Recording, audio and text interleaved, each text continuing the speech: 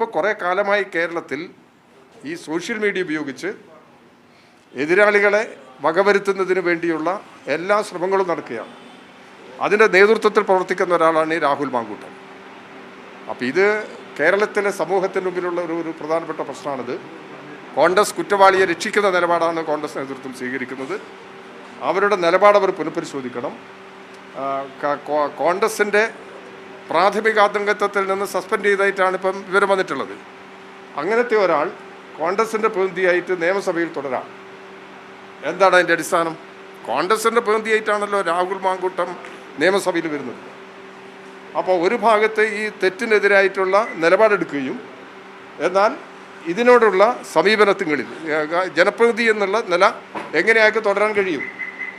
ജനപ്രതിനിധി എന്ന് പറയുന്നത് ഇങ്ങനെ കളങ്കമില്ലാത്ത ഒരു നിലപാട് സ്വീകരിക്കേണ്ടുന്ന ഒരു പദവിയല്ലത്. അപ്പോൾ ഇതാണ് ഇതിനകത്ത് ഉയർന്നു വന്നിട്ടുള്ള പ്രശ്നങ്ങൾ. തീർച്ചയായിട്ടും കോൺഗ്രസിൻ്റെ നേതൃത്വമാണ് ഈ പ്രശ്നങ്ങളെക്കുറിച്ച് ഗൗരവമായിട്ട് ആലോചിക്കേണ്ടത്. ആലോചിച്ച് അവർ നിലപാട് വ്യക്തമാക്കണം. ഇപ്പോൾ കോൺഗ്രസ് എടുക്കുന്ന നിലപാട് അവർ പൊതുവെ സമൂഹത്തിൽ സ്വീകരിക്കുന്ന നിലപാടിൻ്റെ വികൃത മുഖമാണ്. അത് ജനങ്ങൾ തിരിച്ചറിയുക തന്നെ ചെയ്യും. അല്ലാതെ അവർ ഉയർത്തിക്കോട്ടെ, അതവർ പറഞ്ഞോട്ടെ, അവർ ചെയ്തോട്ടെ. മനസ്സിലായി, മുകേഷ് അനാവശ്യമായി സംരക്ഷിക്കുക എന്നുള്ള നിലപാട് നമ്മൾ എടുത്തിട്ടില്ലല്ലോ. അത് നേരത്തെ തന്നെ CPMൻ്റെ സംസ്ഥാന സെക്രട്ടറി വ്യക്തമാക്കിയിട്ടുള്ളതാണ്. അതും ഇതും ഒരുപോലുള്ള കാര്യമാണോ? നിങ്ങൾക്ക് അങ്ങനെ തോന്നുന്നുണ്ടോ? മീഡിയസിന് അങ്ങനെ തോന്നുന്നുണ്ടോ ഒരുപോലുള്ള കാര്യമാണ് എന്നുള്ളത്? കോൺഗ്രസിനകത്തുള്ള ആളുകൾക്കെതിരായിട്ടാണ് ഇയാളുടെ മുഖം വന്നിരിക്കുന്നത്. ഇയാളുടെ ഈ തെറ്റായ രീതികൾ കോൺഗ്രസിനകത്തുള്ളവർക്കെതിരായിട്ട് തന്നെ ഉപയോഗിക്കുകയാണ് ചെയ്തത്. അങ്ങനെയുള്ള ഒരാൾ എന്തിനു സംരക്ഷിക്കണം? ഇതാണ് പ്രശ്നം. അപ്പം അത് കാലാവധി പറയേണ്ട കാര്യമൊന്നുമില്ല. സസ്പെൻഷൻ ഇത് സർക്കാർ ഓഫീസുകളിലെ ജീവനക്കാർക്കെതിരെ നടപടിയെടുക്കുന്നത് പോലെ കാണരുത്. കോൺഗ്രസിൻ്റെ ഭരണഘടന എന്താണോ പറയുന്നത് അതിനനുസരിച്ചുള്ള അവർ നടപടിയെടുക്കുക. അതവർ നടപടിയെടുക്കട്ടെ, അതവിടെ സൗകര്യം.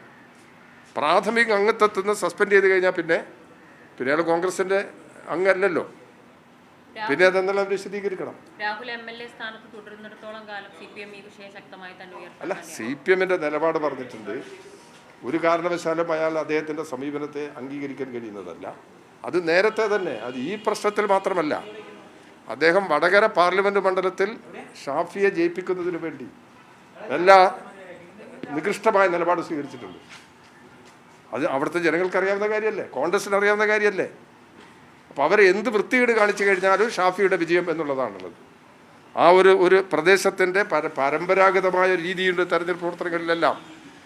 ആ പരമ്പരാഗതമായ രീതിയെപ്പോലും ലംഘിച്ചുകൊണ്ടുള്ള ഒരു സമീപനമാണ് അവർ ഈ പ്രശ്നത്തിൽ സ്വീകരിച്ചിട്ടുള്ളത്. അതുകൊണ്ട് അദ്ദേഹത്തിൻ്റെ നിലപാടെന്ത് എന്നുള്ളത് കേരളീയ സമൂഹത്തിന് അറിയാം.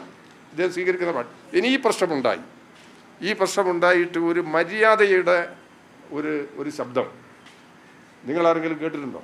അദ്ദേഹം പത്രസമ്മേളനം നടത്തിയല്ലോ, പത്രപ്രതിനിധികളുമായിട്ട് സംസാരിച്ചുള്ള ഒരു വിനയം എന്ന ഒരു സാമാന്യ മര്യാദ ഒരു പൊതുപ്രവർത്തകൻ പാലിക്കണ്ടേ? ഇതിനേക്കാൾ വലിയ തെറ്റിലേക്ക് പോകാവുന്ന നിലയിൽ സമൂഹത്തെ വെല്ലുവിളിക്കാം. അതാണ് കോൺഗ്രസ് നേതൃത്വം പരിശോധിക്കേണ്ടത്. കോൺഗ്രസ് നേതൃത്വം പരിശോധിച്ച് അവർ തന്നെയാണ് തീരുമാനം എടുക്കേണ്ടത്. അവർ യുക്തമായ തീരുമാനം എടുക്കട്ടെ.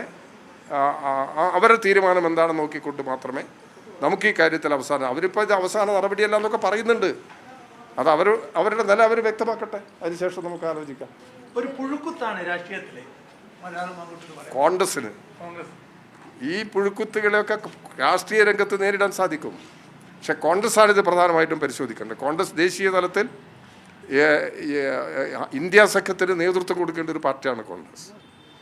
ദേശീയ തലത്തിൽ RSS സംഘപരിവാർ ശക്തികൾ ഉയർത്തുന്ന വർഗീയ നിലപാടുകൾക്കെതിരെ ജനങ്ങളെ ഏകീകരിപ്പിക്കുന്നതിന് നേതൃത്വം കൊടുക്കേണ്ടുന്ന ഒരു പാർട്ടിയാണ് കോൺഗ്രസ് ആ ഉത്തരവാദിത്വം നിറവേറ്റുന്നില്ല എന്നുള്ളതാണ് ഞങ്ങളുടെ വിമർശനം, തുടർച്ചയായി നടത്തുന്ന വിമർശനം.